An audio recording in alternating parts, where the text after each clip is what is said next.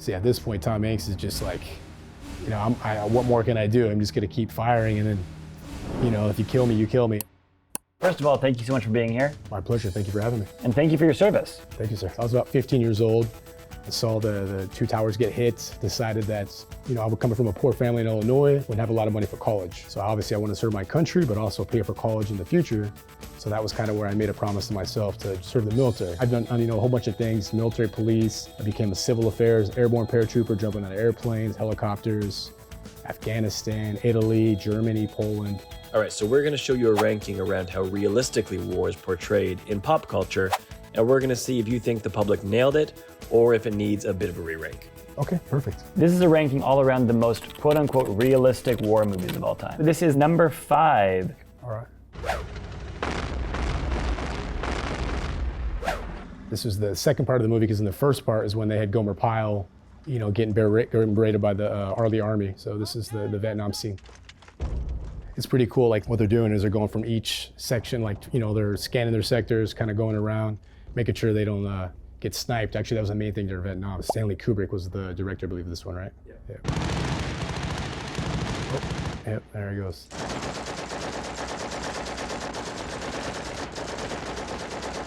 I would have just shot it there he goes. I was about to say that right now. I would have just shot a grenade into the building. I was like, wait a second, you're just shooting at a building with a bunch of rifles, but clearly you don't know where everyone's at. Very realistic, listen to the platoon leader and kind of reacting.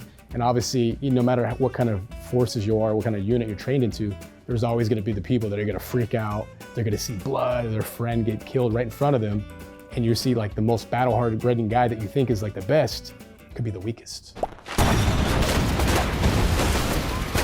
This was Watanabe. He was the general. He's the actor. He was playing, I think, the general during the World War II. This was directed by Clint Eastwood, if I remember right. A long time since I've seen this, though. It's interesting to see both perspectives between the Japanese and Americans. The Japanese hiding in the hills, those secret little tunnels they had. It's very wow. It's just a lot of times you think your training serves you right, but a lot of it's luck. You really just are kind of praying to God you don't get shot or step on a landmine or something like that. Or you get flamethrower through your foxhole. So it's crazy to me. We're so centric on what the American sees through our lens of scope through the war, but to kind of get a perspective and to read the journals that the Japanese wrote, it's very cool to get both sides of the story. I would call myself an historian. One of my friends actually is an Army historian, but it's definitely good to recognize, former wars, how soldiers reacted, certain things that made them do what they did. If you don't know your history, you're failed to repeat it. Oh, it's Black Hawk Down. I already knew immediately. I was like, that's Black Hawk Down. It's one of my favorite Eric Bana movies. So crazy. I used to live in Oxford when I was in the Navy. And one of my buddy's neighbors was actually in Mogadishu.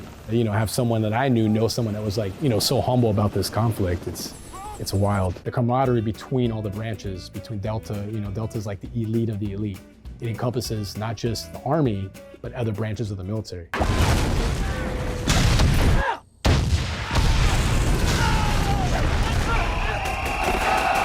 This is We Were Soldiers?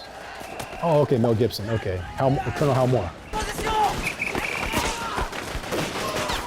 Obviously this is Vietnam. We Were Soldiers with Colonel Hal Moore is very interesting. He had a saying, I'm gonna be the first one to land on the ground, I'm gonna be the last one to leave. And he survived. But just as strong a leader he was, his wife was for the spouses. Because every day the spouses, they all lived in Fort Benning, Georgia, which is a home of airborne. But the postmen go down the streets. And every day you're just praying to God you don't get a letter, saying that your husband's died. His wife saw the other wives getting it and she would comfort them. So it's very real. And a lot of people don't see that side. They just see the battles, the war. They don't see the spouse's side or what they have to go through. We Were Soldiers, very realistic. One of my top 5 favorite military movies. This is the number 1 most realistic war movie. Saving Private Ryan, 100%, yep. This is one of my favorite Tom Hanks movies. One of my favorite actors, but great movie. Such a powerful movie. So many great actors that ended up becoming huge, See, at this point, Tom Hanks is just what more can I do? I'm just gonna keep firing, and then if you kill me, you kill me, and then that happens. It's crazy. So much emotion in this movie. The way it's filmed, it's very first person, right there in your face. That shows the compassion between each soldier. These Rangers why the hell are we looking for one guy We're over here trying to find our own guys. Like, who the hell is this president? And they say, hey, no, we got to find this guy. It's by order of the president. This is your duty. And a lot of them don't get it. Like, throughout the movie, they start to understand. Like, what if that was one of our brothers? It's transitioning through war and going through like your mindset, where you don't become so selfish thinking about yourself or the people right next to you, but you're sort of thinking about other people in the war that are also very important. Those are the top 5 most realistic war movies, again, as voted on by the public. We're gonna have you re-rank this list. Okay. First of all, is there anything that you feel should have been on that list that was not on that list? It's tough to take off one of these 5 because arguably most people would have this in the top 10, 100%, almost everybody. But if I were to add a 6 through 10, I would definitely add American Sniper. It was big on the war, but it was also about Chris Kyle and how he was at home, dealing with the PTSD side of it. I like Jarhead. Some of these guys, they just want to go fight. They want to go shoot their weapons. They want to go, destroy the enemy. Some of them never even get to. And that's what kind of Jarhead depicts, is the hurry up and the wait.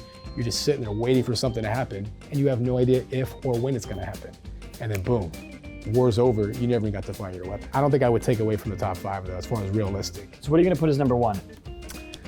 I'm keeping Saving Private Ryan, definitely. Number 2, I would definitely, because I like both sides, I would say Full Metal Jacket. Just because you got to see the basic training side, which all of us, oh my God, we dread. Very realistic, where they're yelling. When you're trying to train people for war, specifically what he was trying to do, he had to do a lot of the things he was doing. You will not laugh. You will not cry. Nowadays, it's very different. Like, there's no more yelling, there's no more finger pointing, there's no more cussing. Any of these that you feel that should be in the 5 slot?